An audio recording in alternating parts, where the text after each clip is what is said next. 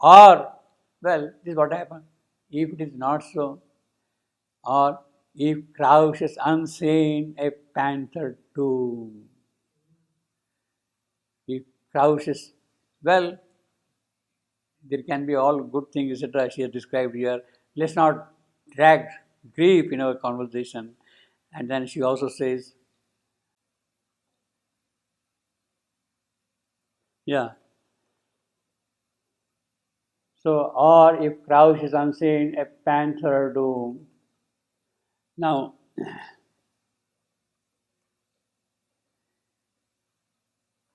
obviously, in the jungle, in the forest, you are going to the forest, and suddenly, from behind or from the side, a tiger will jump upon you and crouch upon you. See, that is the simile which is describing here. Now, if doom is feminine, then actually this is a pantheress.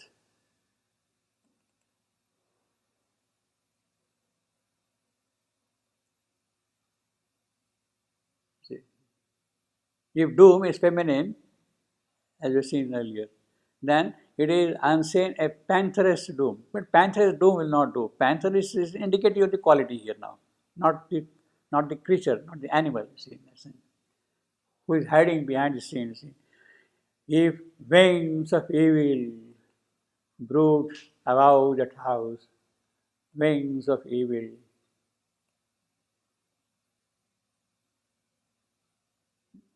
Now, panther doom is all right. That is typically Indian. In the tropical forests, it happens like that. But wings of evil, this is more Christian. Evil angels, and they are putting over it. We don't have those things in India. Wings of evil, in that sense. See, of course, the Christian theology has evil creatures, evil beings, winged beings in that. In Greek mythology, most of these horrible creatures are with wings. You see. Medusa, all of them. You see. You know, if wings of evil brood about that house, then also speak. She is prepared to accept both. She is saying why Narod is hesitant. Yes, your arrival is bright, you are not able to speak. Perhaps there is something which is not very pleasant, and therefore you are holding back your word. Then also speak that we may turn aside and rescue our lives from the hazard of wayside doom. That is the pragmatic approach she is taking. She is a very practical lady in that sense. She has seen life in various phases, good, bad, all that kind of a thing. Then also speak that we may turn aside and rescue our lives. A very practical way of looking at things, you see, very pragmatic also. In other words, if there is something evil, is something unpleasant, let us know that thing so that we can avoid that path and go on the safer way. We may rescue our life from that. If somebody is telling me, don't go this way, there is a panther sitting there at the corner there. If I am warned like that, I will go this way then, you see. See. We may turn aside and rescue our lives from hazard of wayside doom and chance entanglement of an alien fate. Yeah, Savitri has met by accident, by fate, by ill fate, or whatever it is, this boy. So perhaps it is wiser to avoid that thing. It is possible. That thing is still in our hands. Tomorrow it will be too late. Today we have got that opportunity to accept or to reject from that. So, and rescue our lives from hazard of wayside doom and chance entanglement of an alien fate. For her, of course, now the fate is alien, which is not acceptable. But Narad is there, he has come to tell us something. So, she is pleading him to speak out. Whether it is good or bad, let us know. If it is good, it's all hallelujah, no problem at all. Joy, you see. If it is not good, if it is evil, we will prepare ourselves to find some other way. If it is not good, we'll prepare ourselves with that. So she is keeping both the options open here. She has reconciled herself. And Narad slowly answered the queen. Slowly answered to the queen. So therefore now you can see he told the queen now. Earlier he answered not the king. Earlier it was answered not the king. He is answering now to the queen. And of course slowly, psychologically, he is preparing her to accept what he is going to tell. Suddenly he is not blurting out what is going to happen tomorrow. So he is psychologically preparing her. He is kind of taking her into a sort of inner confidence. Look, this is what is going to happen, and you be prepared for that. Therefore, slowly, each word, really, when you read Savitri, you see the psychological elements of every human aspect present here. It is a very rich book for a student of psychology.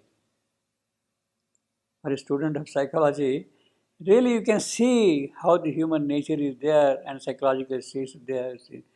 Slowly, in fact, somebody should write a book on psychology through Savitri, you see. You see, what do you say? Yeah. And Nara slowly answered to the queen. And then, of course, he says, what help is in prevision to the driven? Yes, you are saying this thing, that thing, all right, but what is the use of all that? You are not in a position, you are not capable of accepting or preparing yourself to what will be told to you. What will be told to you. Now here, there are two important adjectives. Prevision means what Narad is going to tell is something of an unfortunate kind which is going to happen. That is what the word prevision means. He is going to tell something in advance of what is going to happen here. And then to the driven,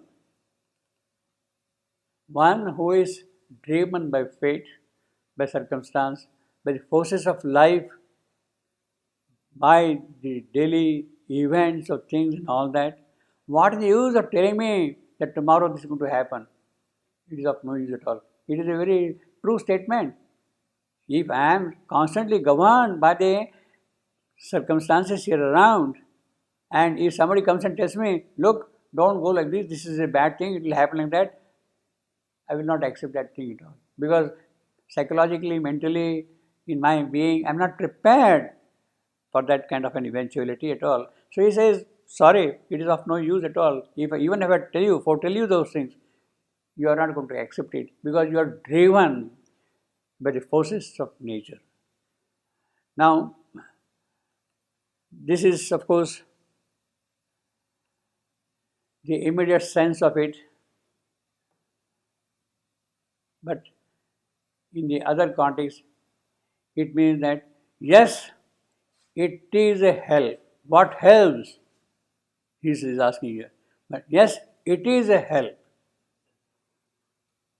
If the prevision is given to one who is not driven by life, who is not driven by life or the circumstances, to him I can give that vision, that knowledge in advance, and that will be really helpful to him. It is definitely of a help then, if you are not driven by that thing. In other words, he is saying that as far as Savitri's mother is concerned, she will be governed by this. There is no point in giving prevision to her because she is driven by the forces of life. Savitri's mother. It is not true for Savitri. It is necessary that Savitri be given the knowledge in advance because she is not driven by the forces of life. He is indirectly bringing out the greatness of Savitri. By saying prevision to the driven, Savitri is not driven, and therefore it is necessary for him to give that knowledge to her of what is going to happen to her. It's a very rich psychology, you see. Saved doors cry opening near, the doomed pass on. So normally this is what happens, you see. We think that is saved and we are doomed, we just pass through them, you see, mechanically, because we have no idea at all. In fact, we have here, saved doors cry opening near, the doomed pass on. A future knowledge is an added pain. That is very true. It is very true for them who are driven.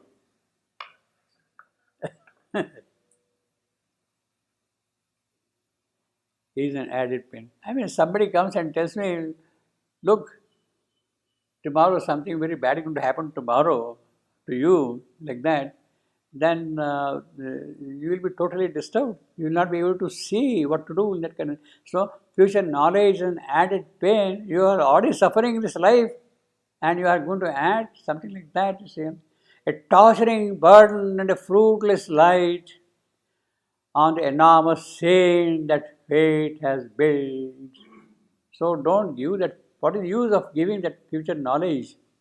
It is an added pain to a common man, to the one who is driven by the circumstances. You see. And he says, see, and this is a very beautiful thing, torturing burden and a fruitless light. Fruitless light. You see what a phrase, you see. As if light carries fruit. You see. On the enormous scene that fate has built. So that is how Narada is slowly preparing her, you see. The eternal poet, universal mind, has paced each line of his imperial act. Eternal poet, universal mind, has paced each line of his imperial act. Invisible, the giant actors straight, and man lives like some secret player's mask. Well, now he is describing the Shakespearean stage drama, you see. Now, who is the dramatist who has scripted this drama? The dramatist, the writer, the author of this drama is the universal mind. It is mind who has created this drama. It is a play of mind. He is the eternal poet. He has created this drama. He has set the stage for action. Has paced each line of his imperial act. Yes, that is how it will happen. How it will happen. Means we are totally governed by this dramatist presentation, mind. Invisible, the giant actor straight. So all our great things of life, they are now strutting like actors on the stage, and man lives like some secret player's mask. So we have simply assumed a persona. We are not ourselves truth there. And that is how we are moving on the action. Has paced each line of his imperial act, each line of his poetry, of his drama. What is saying? Invisible, the giant actor straight, and man lives like some secret player's mask. So Narada is very poetic also, you see. He has given a perfect simile here. He knows not even what his lips shall speak. This is what man is. That is what the driven being is. He knows not what he is going to speak, utter a word. Whatever he is speaking mechanically. He does not know what he is speaking also. In other words, we can say that what the queen was speaking all along. She does not know what she was speaking. It amounts to that. She is not aware of what she was speaking at all, you see. She has said very great, beautiful things and all that thing, but she does not really understand the real impact, the implications of those things at all, you see. Not even what his lips shall speak, for a mysterious power compels his steps. And life is stronger than his trembling soul. Now,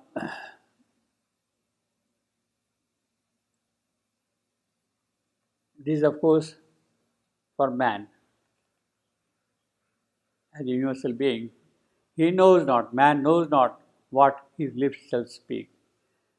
And his trembling soul does not recognize that it is life which is governing him.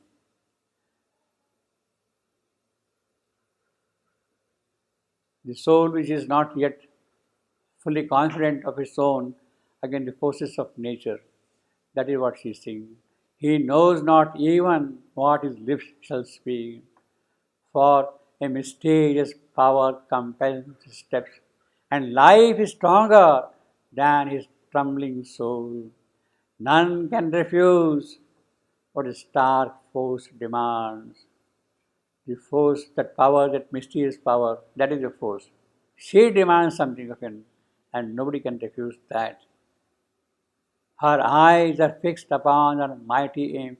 Whatever she does it with a certain purpose, with an objective in her mind, with an intention behind the whole thing.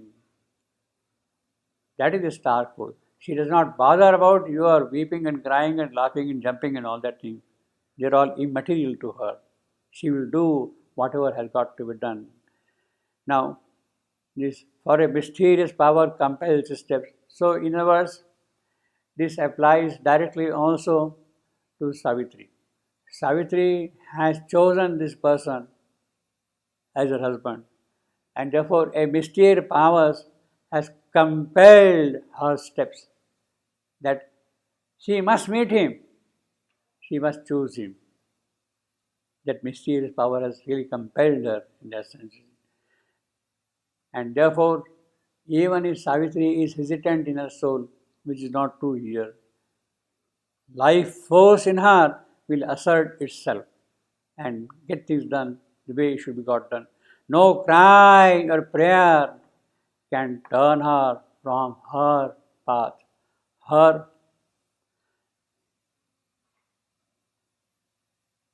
here grammatically would mean this dark force. Yeah, I mean grammatically here I'm saying grammatically. It would mean the mysterious power, the dark force. For a mysterious power compels his steps. A star force demands. No cry or prayer can turn her from her path. Now, in fact, both these hers would mean that what the star force has decided, there is no power which can turn away that star force from it.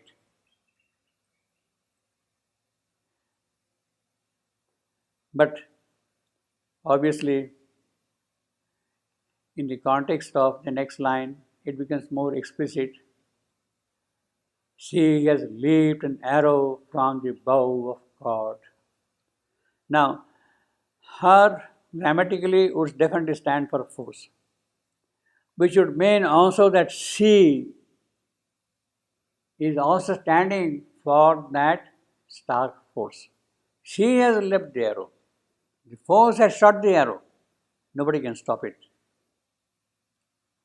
Nobody can stop it, you see. He has taken the decision about that force. It must happen that way. And therefore, no cry or etc. can turn it away from them. But obviously, psychologically or in the context of the storyline, we could say that this applies to Savitri. No cry or prayer can turn her from her path. Savitri has chosen, you may cry, you may weep, you may say this thing, you may say that, all kind of a thing. You are a mother, you are bound to say all that thing. But Savitri is not going to change her course. Her path is fixed. She has lived. Savitri is that force which has jumped out into the field. She has leaped an arrow from the bow of God.